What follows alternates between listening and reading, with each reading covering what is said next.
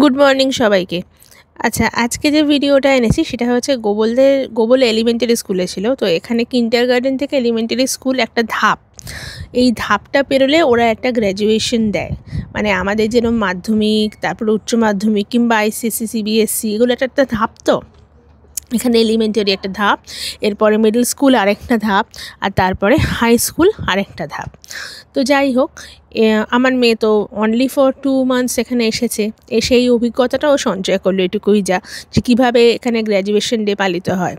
যেটা লক্ষ্য করলাম, এখানে অ্যাকাডেমিক্স এক্সিলেন্সের সাথে সাথে খেলাধুলো তো বটেই, তার সাথে মোরাল ভ্যালুসকে খুব মানে তোমার রেকগনাইজ করা হয়, যে কে সোসাইটিতে সবার সাথে ভালো বন্ধুত্ব করতে পারে, কে খুব চ্যারিটি করতে পারে, কার মাইন্ডটা খুব সুন্দর, এইগুলোকে রেকগনাইজ করে করে ওদের বোর্ড থেকে একটা করে প্রাইজ দেওয়া হলো।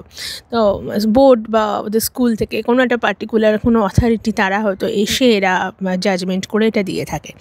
তো ভীষণই ভালো। এই গোবলের বন্ধু, ওর ক্লাসমেট, ও ওই ভ্যালুজের জন্য একটা অ্যাওয়ার্ড পেয়েছে। আর এই মেয়েটি পেয়েছে সোসাইটিতে, যে মাঝখানে যে মেয়েটি দাঁড়িয়ে, সোসাইটিতে ভালোবাসা ছড়ানোর জন্য, বন্ধুত্ব ছড়ানোর জন্য, যেগুলো খুবই ভালো এনকারেজিং ব্যাপার।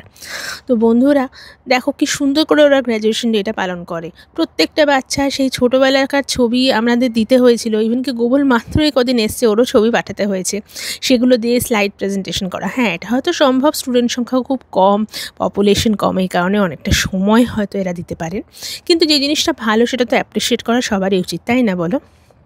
তবে একটা জিনিস কী বলো তো, আমার ভিডিও তোমরা খুবই কম দেখো। আমি হয়তো এত ভালো কন্টেন্ট, মানে আমি বলছি যারা এখানকার বাইরে এসেছে বা যেখানেই গেছে, তাদের কন্টেন্টগুলো একটু দেখো, যে এই কন্টেন্টগুলো দিচ্ছি প্লিজ দেখো। আমি জানি না কেন এখনকার, মানে আগের সাথে আমি এখন অনেক তফাৎ পাই এটাই। আমার যারা বন্ধুবান্ধব তারা তো দেখছি, নতুন ভিউয়ার্সরা অতটা ইন্টারেস্ট হয়তো পায় না।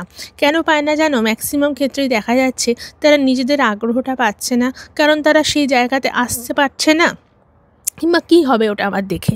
কিন্তু জেনে রাখাটা জানো তো সবার দরকার। শুধুমাত্র নিজের বাইরে যে আমি একটা গণ্ডি টেনে রেখে দিই, শুধুমাত্র উইকেন্ড ট্রিপের ভিডিও দেখব, শুধু শাড়ি পরে নাচ করব, গান করব, তার রিলস দেখব, কেন? এই যে এগুলো যে দেখাচ্ছি, ভালো লাগছে না তোমাদের?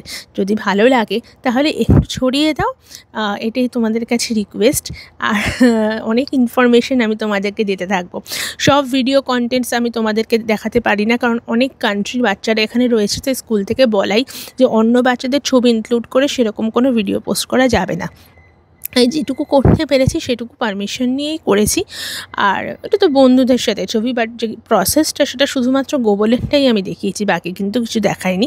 আর সোশ্যাল মিডিয়াতে কিন্তু আমি সবটা আপলোড করতে পারবো না, তাই তো তোমাদের কাছে এটাই শুধু অনুরোধ যে তোমরা একটুখানি এনকারেজমেন্ট দিও। শুধুমাত্র যে আমি দীঘা, পুরী আর দার্জিলিংয়ে যেতে পারি তার জন্যে আমি ওখানকার ভিডিওই দেখব। আমি ওয়েস্ট বেঙ্গলে থাকি, তাই আমি কলকাতার পড়াশুনোটা কীভাবে হয় সেটা নিয়ে ইন্টারেস্টেড। সেটা না করে এই যে দেশের বাইরে একটা ভিন দেশে এসেছি, হয়তো এটার সাথে আমি রিলেট করতে পারবো না, কিন্তু দেখি না যে এখানে কীভাবে জীবনযাত্রা হয়। এই আনন্দটা শেয়ার করব বা এই অভিজ্ঞতাটা শেয়ার করব বলেই কিন্তু আমার ব্লগিং করা।